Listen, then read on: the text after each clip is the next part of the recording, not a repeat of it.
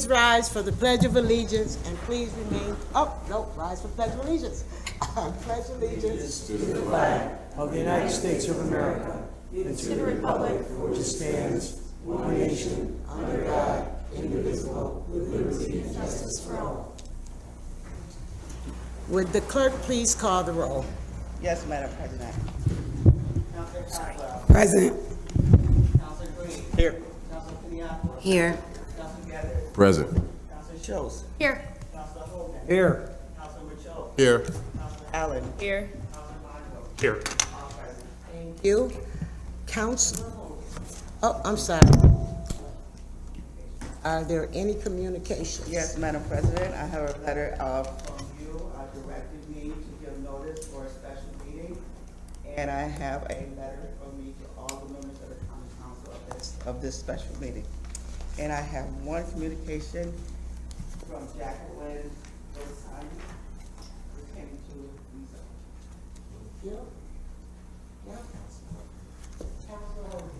Thank you, President Hudson. I'd like to introduce and urge the adoption of item 4. Thank you.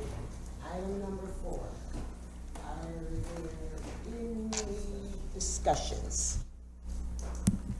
Councilor Schultz. Thank you, Madam President. I am proposing today an amendment to rezone, which relates to the northwest parcel of Lafayette Road. It's currently zoned R1, single unit residential, but rezone has upzoned it to R4, medium density residential. It's well known that rezone has taken more than 7 years to prepare the draft that we are voting on today. It was prepared with the input by the citizens of Syracuse, the city of Syracuse's administrators, several city boards and commissions, and the list goes on. A New York State statute was passed by the legislature in 1993, and it stated that zoning in towns and villages and cities in New York must be enacted in accordance with a comprehensive plan or a well-considered plan. New York municipalities have used the traditional comprehensive planning process and zoning regulations as their prime vehicles for protecting the public interest and attaining local government objectives, as well as unique descriptions of past and present future goals for growth. Often in a community, however, local capital construction and infrastructure spending needs often dictate the public's interest. By adopting a written comprehensive plan document, localities can coordinate planning and zoning and spending for capital needs and infrastructure in a dynamic framework that directs and controls growth. Beginning in 1993, the state legislature enacted this statute for the first time, and it defined what the comprehensive plan was and its inclusion and outline for procedure. Yes. Excuse me, Counselor. If you're making a motion, you have to state it as a motion. I don't know, you mentioned something that you was proposing amends. So are you making a motion or what? Or is this discussion? I guess I don't understand the process then. I propose legislation. Okay, so if you're gonna propose the legislation, you need to make a motion that you're proposing what you're proposing. Okay, I make a motion to return the R1 single unit residential zone to the northwestern portion of Lafayette Road, which has been upzoned to R4 in rezone. We need a second. Okay, Motion defeated. the motion is defeated. Okay. Okay. Any further discussion on rezone? Okay, thank you. So again, beginning in 1993, the state legislature enacted statutes for the first time to define what a comprehensive plan was and its inclusion and outline procedures for local adoption. Comprehensive plan would serve as a guide for local and state agencies, decision-making bodies, and conducting environmental reviews. State and local agencies must determine whether or not actions or approvals conflict with the community's plan.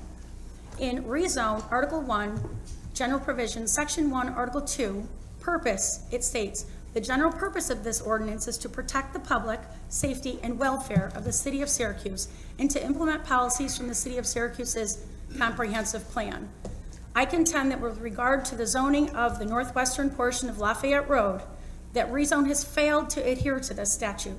The comprehensive plan of 2025 was adopted by the Common Council in 2005, and the land use and development plan of 2040 is an updated component of that plan, and it has the northwest portion of Lafayette Road zoned R1. So while dozens of residents in the valley and beyond in the city helped create this rezone document, the day that that public input community process was over, it was in fact R1. At some point between that process and finalizing the draft, it turned to R4, and that's why I'm here to defend the citizens of Syracuse who still have a real issue with this. So thank you for listening, and I do hope that they can further work on returning this to single family, which is what all the plans say. Thank you. Thank you. Councilman Montos. Thank you, President Hudson. Good afternoon, everyone in the chamber. Micron is coming to town with a historic investment into this region. With that investment will come people, we hope. We want those people to live and play and eat and shop and educate their children here in this city. Interstate 81, a concrete and steel monstrosity that has served as a racial and economic barrier for decades, is going to come down. We want that land and all land developed in a way that makes it possible for every person to prosper. Prosper, not just survive. This city does not belong to a single interest. This city does not belong to a single group. It does not belong to any politician or any legislative body. It belongs to all of us living here. Owners, renters, and yes, those with no stable housing at all. It belongs to every person trying to do the best that they can to make a life better here in Syracuse. All of us, regardless of race, ethnicity, age, gender, religion, sexual orientation, gender identity, disability, and economic status. All of us. Every decision that this legislative body makes must be made with the greater good in mind. And this is the case with rezone. It is not perfect, but it is modern, it is well thought out, and has been in the works for nearly 8 years. We will be the first upstate city to require an affordable housing component for large developments. In a city with a tax base that cannot sustain us, and in a city with a disgustingly high concentration of poverty and segregation, our zoning ordinance has laid stagnant for 56 years. Today, we will make a leap forward towards a more inclusive city, a better quality of life for our residents, and a city that will hopefully be ready to meet the challenges of much needed population growth. With all of that said, without any further unnecessary delay or obstruction, I will optimistically vote yes today. And with that, Councilman Holden. Thank you, President Hudson.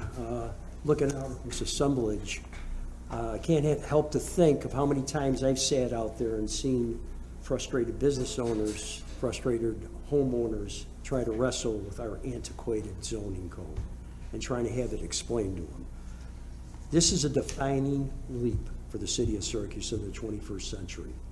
We are setting ourselves to receive an enormous amount of people into this community who are going to come here because they believe in not only the future of Micron, the future of the city. So as we enter the 21st century, and before we vote on this, I want to thank some people. Owen Kearney, who has been diligent and persistent through this whole process, and his knowledge has set us on this path. This city administration, Mayor Welch's administration, that has kept this thing going. It's been a long time. When the last zoning ordinance hit this city, I was a somewhat disinterested student at Corcoran High School and senior. I am now believe that this particular piece of legislation sets us on the path to the future. So I urge all my colleagues to vote for this. Are there any more communications? Discussion. Well, before we move with the vote, I just want to say, like was just stated, there's been a lot of concern around rezone. I'm going to state what I stated Wednesday. Let's keep in mind that this is a living document. Living documents, they change drastically over time. This is not something that's going to be written in stone. This is something that we're going to continue to be able to work on. This is something that we're going to continue to be able to add on. And as Mr. Kearney said, I primed him and he's ready. So just take that into account. This is a living document. And with that, the motion has been passed. Would the clerk please call the roll? The motion has been Accepted. The motion has been. Motion has been made, The motion has been made and defeated, and Councilor Hogan. has Urged it. it's an urge the adoption. So we ask for a vote. Yes. Now it's ready for adoption. All All The right. clerk, please call roll. The clerk, please call the roll. Just so we're crystal clear, we're voting on item 4 as it is in front of us. There Yes. is no amendment. Yes. Counselor Codwell. Yes. Counselor Green. Yes. Counselor Paniagua. Yes. Counselor Gathers. Yes. Counselor Schultz. Yes. Counselor Hogan. Here, and yes. Counselor Macho. Yes. Counselor Allen. Before I vote yes, so his motion didn't get voted on. Yes. Seconded. No. The motion was defeated. Right, hers was defeated, but when he introduced number 4, don't we have to, No, it's no motion necessary for Counselor Hogan. okay. So yes, for me. Counselor Mato. Yes. The vote is unanimous. All righty, and with that, this will be back into our regular.